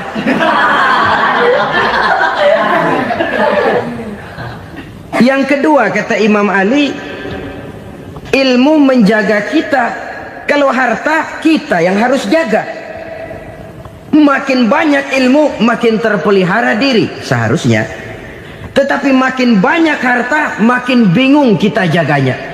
Sampai kadang-kadang kalau perlu seluruh keliling rumah dipasangi alarm. Belum cukup disewakan anjing besar-besar, pasang di depan pintu, awas anjing galak. Masih belum cukup juga, cari centeng tukang-tukang kepruk jaga rumah. Masih terasa belum aman, padahal rumahnya dikelilingi tembok besar. Di balik tembok ada pintu-pintunya tebal. Di balik pintu itu terbuka masuk kamar, kamar pun ada pintunya, pintunya pun kuat. Masuk ke dalam kamar ada lemari, lemarinya pun pintunya kuat, dikunci, kuncinya pun kuat. Tapi terhadap seluruhnya yang timbul cuma sekedar was-was saja. Kesimpulannya sekali lagi, tanpa harta orang memang sulit untuk bahagia. Tapi harta semata-mata tidak merupakan jaminan orang akan bahagia. Dengan hati yang luas, itu modal utama untuk mencapai kebahagiaan hidup. Orang yang hatinya luas, saudara-saudara, punya hati yang lapang, melihat kenyataan hidup ini, dia bersyukur senantiasa kepada Allah. Lantas tidak timbul hasud dan iri hatinya. Oleh karena itu, jiwanya selalu lapang. Kalau tidak, cupik hati namanya. Dangkal pandangan, tidak senang melihat orang lain dapat nikmat, dan itu sering dijadikan contoh. Kalau orang yang lapang dada, dia lihat tetangganya beli TV baru, dia berkata, alhamdulillah ya, tetangga kita beli TV, mudah-mudahan kita bisa ikut nonton. Lapang dadanya. Tapi orang yang sempit hati, lihat tetangga beli televisi, meriang. Enggak diapa-apain, meriang. Besoknya dengar tetangga beli motor, makin sakit, ke rumah sakit. Lalu di rumah sakit dengar tetangganya beli mobil, mati. Disiksa oleh perasaannya sendiri. Orang kalau hati sudah sempit dalam hidup, kemanapun dia pergi, sempit rasanya medan kehidupannya. Kemudian kita melihat juga ada orang yang menilai bahwa bahagia itu katanya kalau punya kedudukan yang tinggi, pangkat yang agung, wibawa yang besar. Mungkin betul, tapi mungkin juga tidak. Bergantung kepada hati orang yang punya pangkat itu. Sama dengan harta tadi. Harta akan membawa bahagia kalau dia jatuh ke tangan orang yang berhati lapang. Tapi harta akan jadi bencana kalau jatuh ke tangan hati orang yang sempit. Pangkat akan membawa bahaya kalau jatuh di tangan hati orang yang sempit. Lebih dari itu, kenyataan mengajarkan kepada kita bahwa ternyata pangkat dan jabatan tidak selamanya memberikan kebahagiaan dalam kehidupan. Bahkan resikonya kelewat besar. Beberapa bukti kita bisa ambil dari para pemimpin dunia yang menjadi korban lantaran pangkat dan jabatan yang disandangnya. Saudara ingat Presiden Abraham Lincoln dan John Kennedy dari Amerika? Dibunuh orang. Park Chung-hee dari Korea Selatan, Ziaur Rahman dari Bangladesh, Anwar Sadat dari Mesir, terakhir Indira Gandhi dari India, menjadi korban dari pangkat dan jabatan yang disandangnya dari orang-orang yang tidak senang dia memegang jabatan itu. Dia akan mudah mengundang bencana. Sehingga pantas kalau seorang presiden terkemuka Amerika, Harry Truman namanya, dia mengatakan jabatan presiden itu, kata dia, seperti orang nunggang macan, naik macan. Harus kita taiki, kalau enggak dia bakal nerekam kita, ngeri katanya. Adapun orang yang hatinya lapang, kalau dia menerima pangkat dan jabatan, dianggapnya itu satu kesempatan untuk berbuat baik. Tapi orang yang berhati sempit, menerima pangkat dan jabatan, bukan kadang-kadang menerima, malah berusaha setengah mati mencapai dengan segala cara. Kalau perlu jilat atas, jilat atas. Jadi golongan sumuhun dawu. Jadi kelompok kulon nuwun, yes sir, yang kerjanya cuma oke bos. Kalau perlu jilat atas, jilat atas. Kalau perlu injak yang bawah, injak yang bawah. Perlu sikut kiri kanan, sikut kiri kanan. Yang penting pangkat dapat, jabatan dapat. Orang yang semacam ini, kalau sudah mempunyai pangkat dan jabatan, biasanya dia tidak menganggap itu sebagai amanah, tidak menganggap sebagai kesempatan berbuat baik, tapi malah kesempatan untuk memperturutkan hawa nafsunya yang dilatar belakangi oleh kesempitan hatinya tadi. Apalagi kalau orang memperoleh pangkat karena banyak mengeluarkan uang. Seakan-akan pangkat dan jabatan itu sekarang macam proyek, pakai tender. Siapa yang berani bayar segini naik, nggak berani minggir. Padahal logikanya, kalau orang mencapai satu jabatan karena banyak mengeluarkan uang, hampir bisa dipastikan bahwa setelah jabatan itu dia pegang, langkah pertama yang akan dilakukannya ialah berusaha bagaimana uang yang dia keluarkan supaya kembali. Ya paling kurang pulang modal dulu dong. Soal mikirin rakyat soal nanti, tapi ini modal harus pulang. Itu celakanya kalau orang memperoleh pangkat dan jabatan cuma karena banyak mengeluarkan uang. Jarang orang yang mempunyai keyakinan dan pandangan bahwa pangkat dan jabatan merupakan amanah. Jadi sekali lagi, pangkat dan jabatan mungkin saja membawa kebahagiaan kalau jatuh ke tangan orang yang berhati lapang. Tapi bisa jadi bencana kalau dia jatuh ke tangan orang yang mempunyai hati yang sempit. Dan lagi-lagi stresnya hati yang lapang. Lalu sebagian orang, saudara, ada yang berpandangan katanya bahagia itu kalau jadi orang terkenal, mempunyai popularitas, menjadi idola di kalangan remaja, di kalangan orang tua, di segala lapisan masyarakat. Padahal makin populer orang makin terikat dia. Ya kalau macam kita ini kan nggak punya nama, nggak populer, tengah malam buta mau nongkrong di warung Tegal aman. Tapi pangkat, jabatan, kedudukan, popularitas menyebabkan kita diikat dengan berbagai macam peraturan. Cuma mandi sama ke WC saja yang nggak dikawal.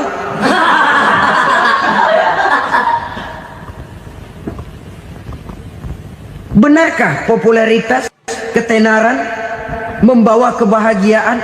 Mungkin. Ya, tapi mungkin juga tidak. Kenapa? Banyak orang-orang populer yang mengakhiri hidupnya secara tragis. Kita ambil beberapa nama. Di Amerika tahun 60-an ada bintang seksi paling terkenal yang dijuluki seks bom. Bom seks. Sampai sekarang jadi legenda, namanya Marilyn Monroe. Singkatan doublenya itu inisialnya MM, Marilyn Monroe. Terkenal top sampai dia mati tahun 62, namanya sekarang masih saja dibicarakan orang. Kenapa dia bunuh diri? Tidak punya hartakah dia? Banyak. Kurang populerkah dia? Seluruh dunia mengenalnya. Sejak rakyat kecil sampai pejabat tinggi dia punya hubungan. Kenapa? Jenuh. Dia terlahir dalam keadaan yatim. Setelah itu tidak lama dia berangkat remaja, ibunya meninggal, pindah dari wanita asuh ke wanita asuh sampai 12 orang ibu angkatnya.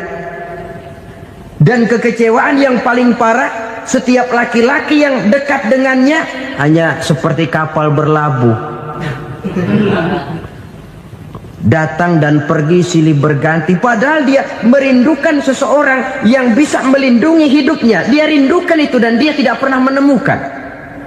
Itu yang akhirnya menyebabkan dia minum pil tidur kelewat dosis, minum obat tidur kebanyakan, ya tidur terus sampai sekarang.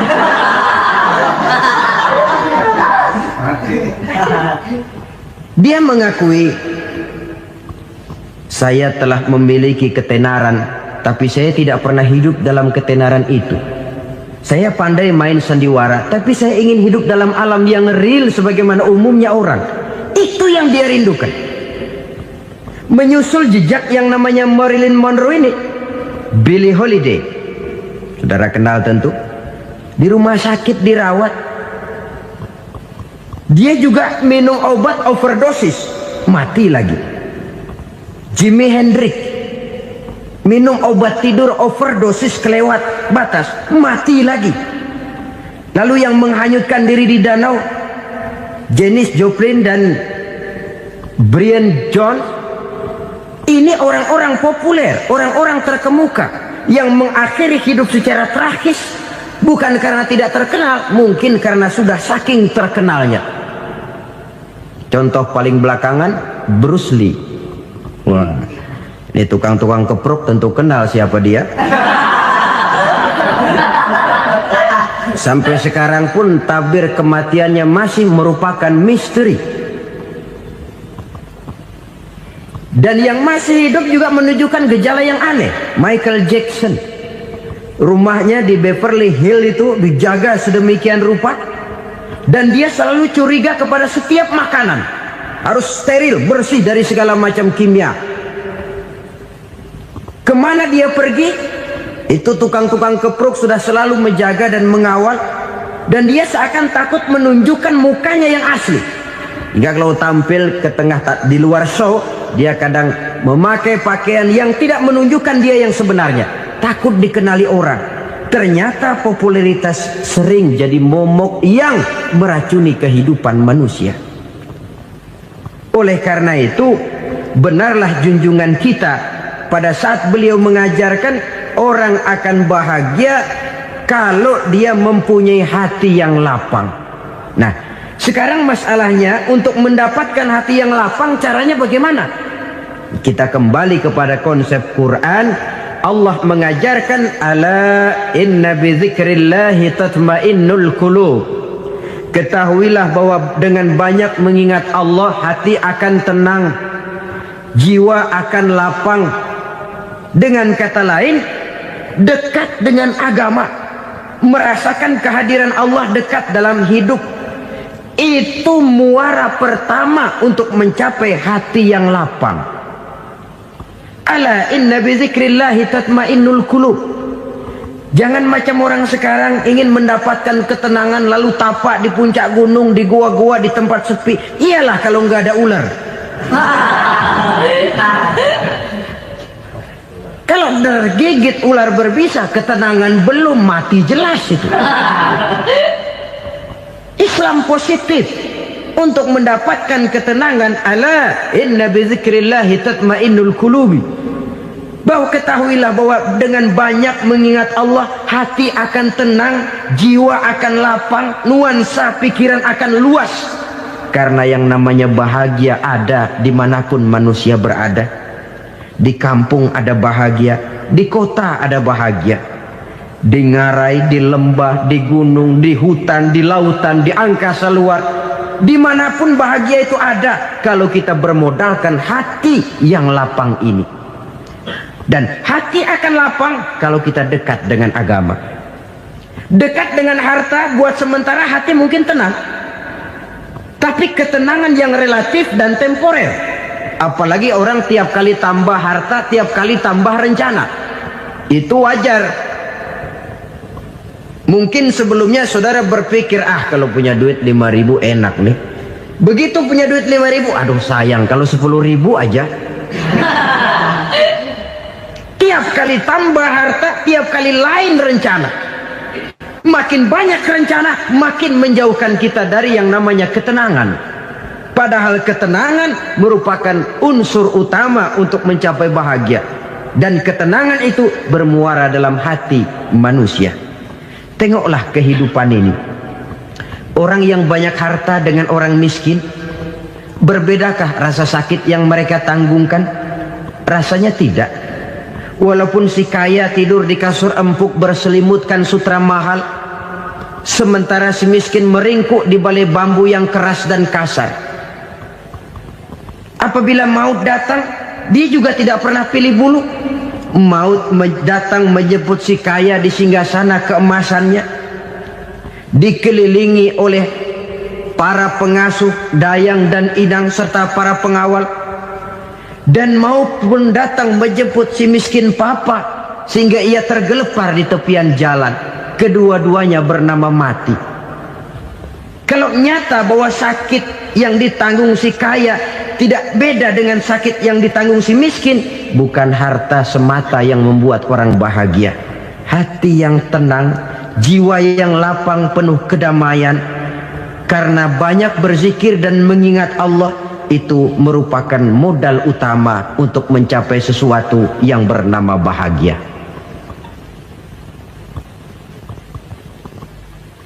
Saudara hadirin yang saya hormati, inilah yang pertama dari 4 ciri yang digambarkan oleh Nabi tentang tanda-tanda orang bahagia. Dan harus berangkat dari yang pertama ini, hati yang lapang. Ini yang harus kita miliki lebih dahulu, baru nanti akan menyusul kepada poin yang ketiga, kedua, dan selanjutnya. Sebab kalau hati sudah terisi dengan jiwa yang lapang, seluruh persoalan insya Allah akan bisa kita atasi dengan sebagaimana mestinya. Yang kedua sekarang, tanda orang bahagia menurut baginda Nabi, markabun syariah. Orang bahagia itu, kata beliau, punya kendaraan biar cepat asal lancar. Artinya kemana dia mau pergi mudah. Apa maksud hadis ini? Kalau kita kaji lebih dalam, kendaraan itu kan alat transportasi. Transportasi tidak lain adalah usaha memudahkan komunikasi. Pindah dari situ kepada teori bahwa manusia adalah zon political, makhluk bermasyarakat yang tidak bisa memenuhi kebutuhan hidupnya secara sendirian. Kita memerlukan keberadaan orang lain dalam kehidupan ini. Untuk memakai baju saja kita sudah perlukan petani yang tanam kapas, pabrik yang memintal kapas jadi benang, pabrik yang menenun benang jadi kain, sampai kepada mesin jahit, sampai kepada tukang jahit. Itu cuma untuk memakai pakaian saja. Tidak seorang pun di antara kita yang sanggup memenuhi kebutuhan hidupnya secara sendiri. Kita perlu orang lain. Maka kebebasan dalam arti mutlak, kebebasan tanpa batas, itu tidak mungkin ada dalam kehidupan. Karena kita mengadakan yang disebut interaksi sosial. Setiap kegiatan kita tentu melibatkan orang lain. Menurut kita barangkali kita bebas jalan di jalan raya semaunya, tapi orang lain berkendaraan pun merasa bahwa ini ada juga jalan haknya, dan begitu selanjutnya. Oleh karena itu, maksud dari kendaraan yang cepat ini adalah khulatuhu ma'as solihin. Lingkungan pergaulannya terdiri dari orang-orang soleh. Pergaulannya luas. Kemana dia pergi ada temannya. Kesulitannya ada tempat dia cerita. Dan kesulitan kalau sudah diceritakan kepada orang lain, taruh kata orang itu tidak bisa menolong, namun menceritakannya kepada orang yang kita percayai, kan paling kurang sudah mengurangi beban jiwa, mengurangi tanggungan batin, merasa masih ada tempat kita cerita. Maka lebih baik orang awam yang mau bergaul ketimbang orang setengah alim tapi ngunci pintu. Sebab nantinya akan timbul sikap picik, cupik pandangan, dan tidak luas menghadapi kenyataan dalam kehidupan ini. Namun yang harus kita garis bawahi, pergaulan memang mesti luas. Namun jangan sekali-kali lupa bahwa pergaulan sangat besar pengaruhnya dalam ikut membentuk kepribadian manusia. Sehari-hari bisa kita bilang, kalau kita dekat sama tukang minyak wangi, sekalipun nggak dibagi minyaknya, baunya tentu dapat. Betul? Tapi dekat sama tukang elas, walaupun nggak kena apinya, asapnya mesti kena. Kalau Syauqi mengatakan lebih jelas lagi, man asyaral asyrafa asa musyarrafan wa muasyiral anzali ghairu musyarrafin. Awalam taral jildal hakira muqabbalan bisagri lamma sara jildal mushaf. Siapa yang bergaul dengan orang mulia, dia bakal ikut menjadi mulia. Tapi siapa yang berteman dengan orang hina, dia tidak bakal ikut menjadi mulia. Tidakkah kau lihat, kata Syauqi, kulit kambing yang hina pun dicium orang ketika menjadi kantong Quran. Kulit kambing hina Kalau dia sendirian gak ada yang mau cium. Tapi begitu dia bergaul dengan Quran, menjadi kantong Quran, dipakein minyak wangi, ditaruh di tempat yang tinggi, mau diambil dicium dulu, dibawa dengan penuh hormat dan hati-hati. Kulit kambing yang hina lantaran berteman dengan Quran, numpang mujur.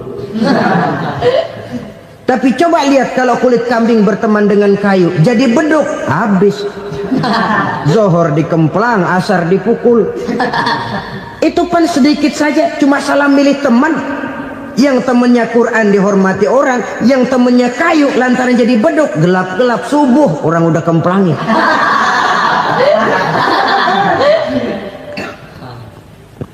Maka terutama kepada adik-adik remaja yang masih mencari identitas diri, yang ibarat kaset masih kaset kosong, mudah diisi oleh apapun, pandai-pandailah memilih teman dalam bergaul.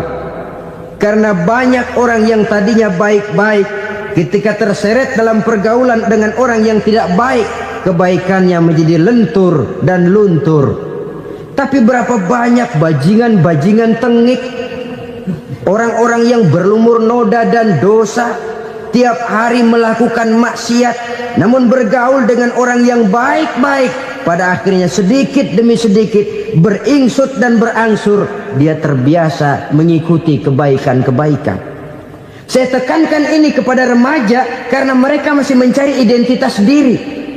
Apa yang mereka lihat mereka mau, apa yang mereka dengar mereka ingin tahu.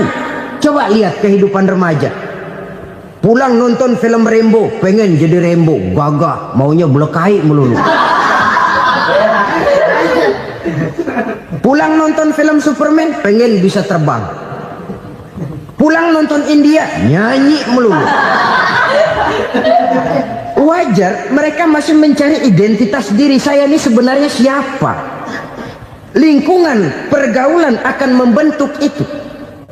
Karena itu pandai-pandailah bergaul, karena ia sangat besar pengaruhnya dalam ikut membentuk kepribadian manusia. Apalagi sifat yang jelek lebih cepat menularnya ketimbang sifat yang baik. Sifat yang baik, watak yang soleh itu lambat sekali untuk menular. Tapi yang tidak baik, kan prosesnya mah kalau remaja biasanya mula-mula dengar. Karena dengar lalu pengen tahu. Karena pengen tahu lalu ngeliatin. Begitu ngeliatin kan pengen nyobain. Setelah nyobain ketagihan. Nah, ini prosesnya. Yang namanya ganja, morfin, narkotik awalnya kan begitu. Mula-mula dengar katanya kalau sudah fly to the sky, sudah melayang ke langit katanya, disitulah puncak kebahagiaan. Mulanya cuma dengar. Karena dengar pengen tahu. Karena pengen tahu lalu ngeliat, kumpul sama orang yang suka ngeganja. Setelah ngeliat, nah pengen ngerasain. Begitu ngerasain enak juga, ketagihan. Kalau sudah ketagihan jadi penyakit kronis, bisa merembet kepada yang lain. Iya, kalau orang tuanya mampu untuk beli morfin, beli ganja. Kalau tidak kan pikirannya ngayap, jemuran siapa ya gue sahabat. Timbullah perbuatan-perbuatan negatif yang bermula dari salah pergaulan. Apalagi buat adik-adik remaja yang tinggal di kota-kota besar, yang pengaruh budaya, pengaruh kesenian, pengaruh struktur kehidupan yang nampak makin individualistis, di mana persaingan tajam, tensi ekonomi tinggi, orang mudah mengalami stres. Pandai-pandailah dalam bergaul, sekali lagi, karena ia sangat besar pengaruhnya dalam ikut membentuk kepribadian manusia. Orang bahagia punya kendaraan yang cepat, artinya punya pergaulan yang luas, dan lingkungan pergaulannya terdiri dari orang-orang yang soleh. Kemana dia pergi ada teman, kesulitannya ada tempat dia cerita. Tapi kalau sudah menyendiri, hidup sendiri, kesulitan dipikiri sendiri, bisa mati belum waktunya. Tidak ada tempat berbagi rasa, tidak ada tempat bercerita, tidak ada tempat mengurangi beban dalam kehidupan.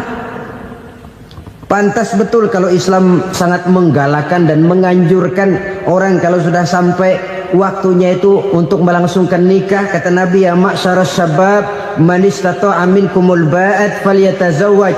Hai para pemuda, kalau sudah mampu memberi nafkah, kawinlah, nikahlah kamu. Kenapa? Sudah ada teman hidup, tempat berbagi rasa. Kesulitan kalau ada tempat cerita akan lebih ringan ketimbang kita telan sendiri, walaupun bobot kesulitannya sama beratnya. Saudara-saudara kaum muslimin rahimakumullah, inilah ciri yang kedua, punya kendaraan biar cepat asal lancar. Kemana kita mau pergi gampang. Dengan kata lain, setelah hati yang luas, pergaulan yang luas. Dua. Yang ketiga sekarang, tanda orang bahagia itu menurut Nabi, misbahun mudhi'un, punya lampu yang terang. Oh, itu enggak problem. Sekarang sudah zamannya listrik masuk desa, Pak. Lampu sudah terang semua. Betul, kalau itu yang dimaksud. Tapi tidak cuma itu. Karena lampu yang dimaksud di sini, lampu yang akan menerangi seluruh perjalanan hidup. Dan perjalanan hidup itu sudah dimulai sejak kita terlahir ke alam ini sampai masuk ke alam barzah, kumpul di padang mahsyar sampai ke akhirat. Lampu yang menerangi itu yang diperlukan. Kalau lampu, katakanlah yang paling top sekarang kan lampu jenis Mercury. Taruhlah itu di rumah kita, dia cuma menerangi rumah kita. Menerangi hati pun tidak sanggup. Bila kita masuk ke alam barzah, alam kubur, sanggupkah si Mercury yang begitu terang menerangi alam barzah kita? Tidak sanggup lagi. Sanggupkah lampu yang ratusan watt, bahkan puluhan ribu watt menerangi kehidupan di padang mahsyar? Tidak akan sanggup lagi. Kalau demikian, yang dimaksud lampu yang terang di sini apa? Tidak lain amal soleh, kebajikan yang kita lakukan dalam hidup. Itu yang akan jadi lampu penerang. Di dunia nama kita akan terang. Jasad kita boleh hancur terkubur tanah, tapi nama kita akan dikenang orang. Begitulah kalau orang meninggalkan kebajikan dalam hidup seperti sekarang. Ribuan orang tiap saat berziarah ke kubur Imam Syafi'i, ke kubur Imam Malik, ke kubur Imam Ghazali, ke kubur orang yang baik-baik, orang yang soleh-soleh. Kebajikannya yang ditinggalkan, yang mengukir namanya dengan tinta emas. Sehingga saudara sudah terbaring di alam kubur, orang lewat, Allah, ini kuburannya Fulan bin Fulan, dulu ini kebaikannya Masya Allah, saya ikut merasakan. Mari kita mampir sebentar, kita Fatihah. Mohon disampaikan Allah pahalanya kepada almarhum. Al-Fatihah. Itu kalau orang baik-baik. Lalu saudara tanya, Pak, orang mati dikirimin Fatihah apa nyampe pahalanya? Saya jawab, kalau saudara nggak percaya, mati dulu dah. Nanti saya Fatihain, tungguin di sana. Umpama nggak sampai, balik lagi kemari. Sekarang ini kan maunya otak-otakan saja. Kalau nggak masuk otak, nggak percaya. Padahal alam gaib itu nggak bisa diotak-otakin.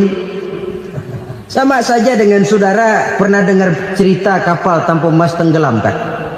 Pernah nggak? Di mana? Ya, di laut Masalembo.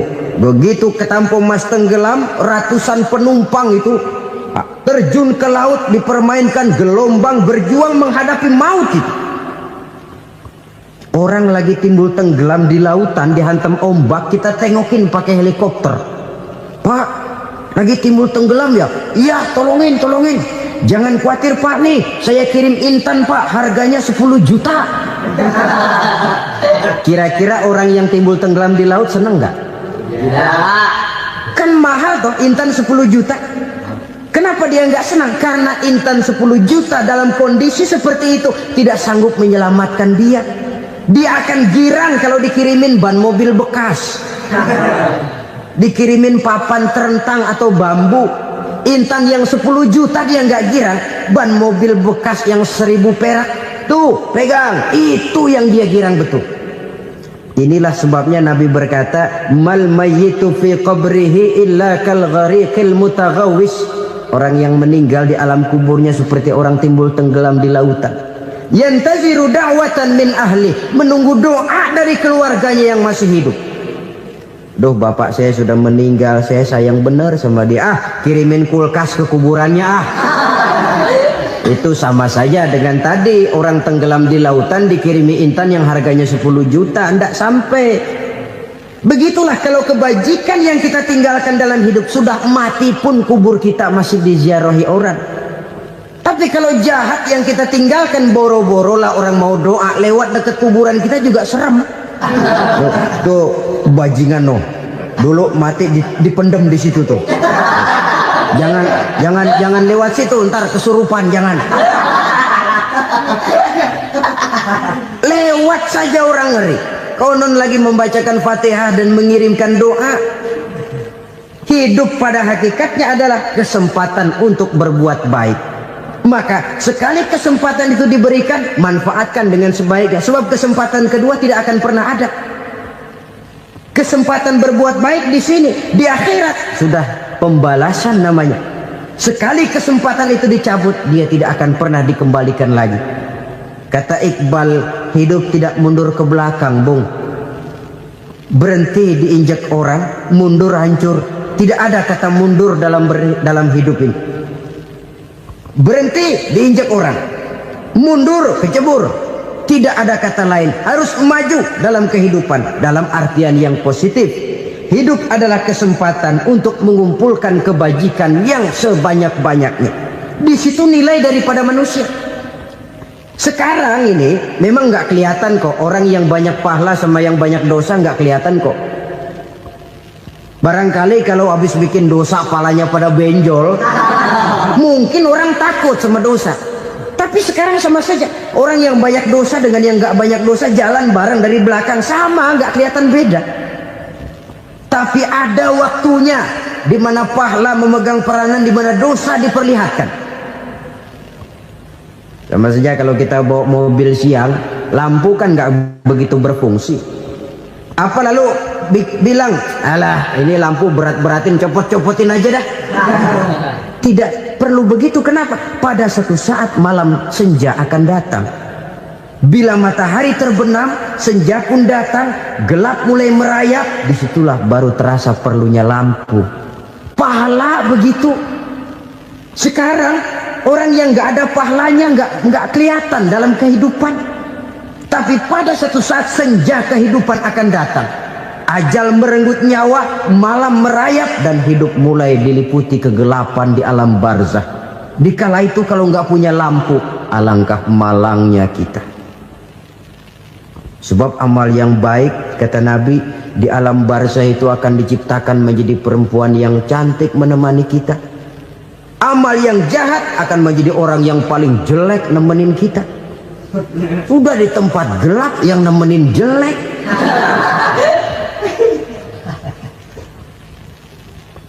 Kaum muslimin rahimakumullah. Kalau demikian masalahnya, tergantunglah kita pandai memanfaatkan waktu. Al-waktu kasayf, waktu itu cepat sekali. Yang namanya waktu itu tahu-tahu. Tahu-tahu udah tahun 87. Tahu-tahu udah begitu. Tahu-tahu yang kemarin anak-anak, sekarang udah pada punya anak. Tahu-tahu saja itu. Begitu cepat waktu berlalu.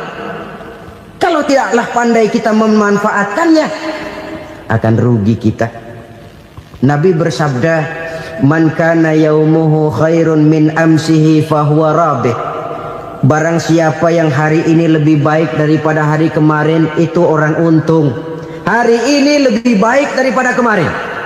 Bulan ini lebih baik dari bulan kemarin. Tahun ini lebih baik dari tahun kemarin. Itu orang yang beruntung. Tahun kemarin sembayangnya maghrib doang, sekarang udah tambah isya. Tahun kemarin cuman Idul Fitri aja ngancem bener, sekarang udah tambah Jumat, lalu tambah lagi maghrib, tambah lagi isya, dan selanjutnya. Hari ini lebih baik daripada kemarin, itu orang yang beruntung. Wa man kana yaumuhu mislu amsihi fahuwa khasir. Lalu barang siapa yang hari ini sama saja dengan hari kemarin, itu orang rugi. Hari ini sama dengan kemarin, rugi itu. Bulan ini begitu, bulan kemarin begitu, tahun ini begitu, tahun lalu juga begitu. Rugi itu orang. Rugi apa? Rugi umur. Umur tambah, amalan gak pernah tambah. Dan saya pikir lebih merupakan azab ketimbang nikmat kalau orang dikasih panjang umur cuma untuk numpuk dosa. Mending mana? Panjang umur banyak dosa sama pendek umur dikit dosa? Mending mana? Mending mana? Ya, paling mending tentu panjang umur banyak pahala. Tapi kalau tidak, sekali lagi, lebih merupakan azab ketimbang nikmat kalau orang diberikan panjang umur tapi cuma untuk sekedar menumpuk dosa. Kehilangan kesadaran bahwa dunia bukan terminal akhir dari satu perjalanan. Dia cuma halte di mana kita berhenti sebentar untuk menuju kepada terminal yang hakiki. Saudara-saudara kaum muslimin rahimakumullah. Inilah lampu yang akan menerangi kehidupan. Amal yang kita lakukan di dalam kehidupan. Jadi yang dimaksud dengan lampu yang terang, kebajikan yang kita kerjakan dalam hidup. Nah, setiap orang di awal tadi saya bilang ingin bahagia. Bahagia itu kan hakikatnya kumpulan senang dan selamat. Senang, selamat. Apa bedanya? Senang tapi tidak selamat, nggak bahagia. Selamat tapi nggak senang, nggak bahagia orang. Contoh, kalau orang korupsi, duitnya banyak, senang dia, tapi keselamatannya. Ada tentara baris di samping rumahnya udah bingung, padahal tentara latihan. Tentara cuma latihan, dia bingung. Senang, tapi karena keselamatannya tidak terjamin, dia tidak bahagia. Sebaliknya pegawai negeri jujur benar cuma segaji-gajinya, selamat nggak korupsi tapi melarat, ya nggak bahagia juga, kurang senang. Kesenangan dan keselamatan untuk dunia saja, ya sekali lagi, kalau cuma sekedar untuk dunia saja bisa dibeli pakai uang, bisa dibeli pakai uang. Saudara ingin selamat bisa dibeli pakai uang, saudara ingin senang bisa dibeli dengan uang. Tapi setelah mati masuk ke alam barzah, habis kekuasaan uang. Nggak bisa lagi beli keselamatan pakai uang, tidak mungkin lagi membeli kesenangan dengan uang. Di situ pahala yang megang peranan. Makin banyak pahala, makin banyak saham untuk membeli kesenangan dan keselamatan, untuk memperoleh yang namanya bahagia.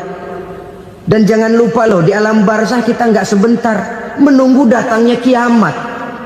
Loh iya, kalau kita begitu dikuburin terus kiamat datang, untung.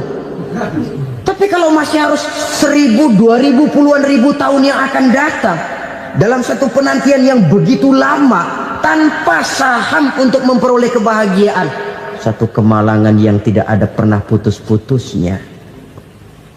Janganlah tergelincir oleh kebahagiaan sebentar yang menipu dengan mengorbankan kebahagiaan hakiki yang berjangka panjang. Apa artinya senyum sejenak kalau harus ditebus dengan tangis seumur hidup? Biarlah kita minum jamu, pahit memang, getir memang, tapi kan besok badan sehat. Daripada sekarang minum sirup, manis memang, enak memang, tapi bibir pada jontor besok. Sirawan, batuk, nggak karu-karuan. Banyak orang tertipu oleh kesenangan yang sebentar. Padahal laisa kullu ma yalma'u zahaban. Belum tentu semua yang berkilat itu emas. Belum tentu semua yang gemerlap itu intan. Karena itu marilah manfaatkan kesempatan yang diberikan Allah ini untuk mengumpulkan kebajikan yang sebanyak-banyaknya. Yang terakhir sekarang, yang keempat, tanda orang bahagia kata Nabi. Zaujatun salihah. Orang bahagia itu tanda yang keempat kata Nabi, punya istri biar cakep asal taat. Sudah surga itu gitu. Cakep taat. Istri kayak gitu, kalau belum mati jangan dikuburin dulu itu. Sudah cakep taat lagi. Tapi kadang-kadang enggak, udah jelek ngadat melulu. Apa yang mau dipilih?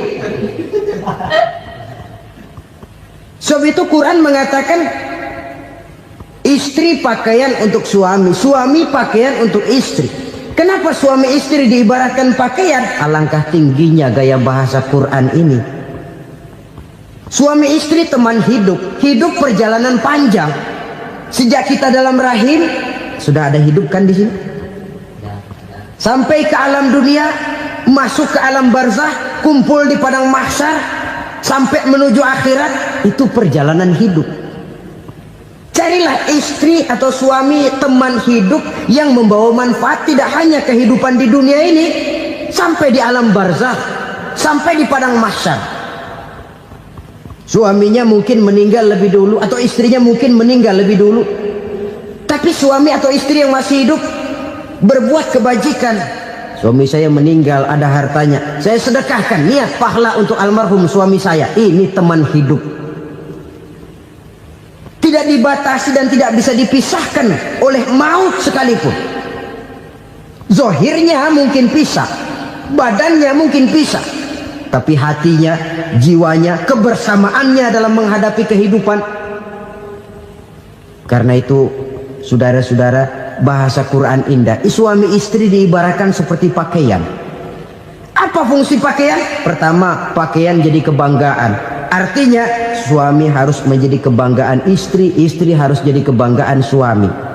Yang kedua, pakaian itu kan fungsinya menutup aurat. Artinya sesama suami istri harus saling menjaga kekurangan masing-masing. Jangan malah sesama suami istri saling membongkar rahasia dan aibnya sendiri-sendiri. Istrinya diceritain jeleknya di mana-mana, atau suaminya dibongkar rahasianya di pasar umum. Itu sudah tidak lagi berfungsi sebagai pakaian. Kenapa semua ini diperlukan? Karena kita menyadari bangsa yang baik terdiri dari masyarakat yang baik. Masyarakat yang baik merupakan susunan dari warga yang baik. Warga yang baik adalah terdiri dari rumah tangga yang baik. Dan rumah tangga yang baik merupakan susunan dari pribadi yang baik. Dari situ langkah dimulai. Membangun satu bangsa yang baik diawali dengan membangun rumah tangga yang baik, dengan menciptakan pribadi-pribadi yang baik. Sehingga dari sini diharapkan berkembanglah nilai-nilai kebaikan. Orang akan bahagia mempunyai istri yang soleh. Kenapa? Tidak ada seorang suami bisa sukses jadi apapun dia, apapun profesinya. Dokterkah, kiaikah, mubalikah, petanikah, pengusahakah, pejabat tinggikah, tidak ada seorang suami yang bisa sukses tanpa peran serta istrinya. Walaupun memang peranan itu tidak begitu kelihatan, tapi sangat menentukan. Karena itu, saudara hadirin yang saya hormati, Islam sangat menghargai kaum wanita, memberikan kedudukan yang tinggi sepanjang tidak mematikan kodrat kewanitaannya. Nah, kalau sudah kesuksesan ini diawali dari rumah tangga, karier di masyarakat mudah untuk dikejar. Tapi keberantakan di rumah tangga merupakan kegagalan pertama di tempat lain. Nah, inilah saja yang dapat Al-Fakir sampaikan pada pertemuan kali ini. Terima kasih.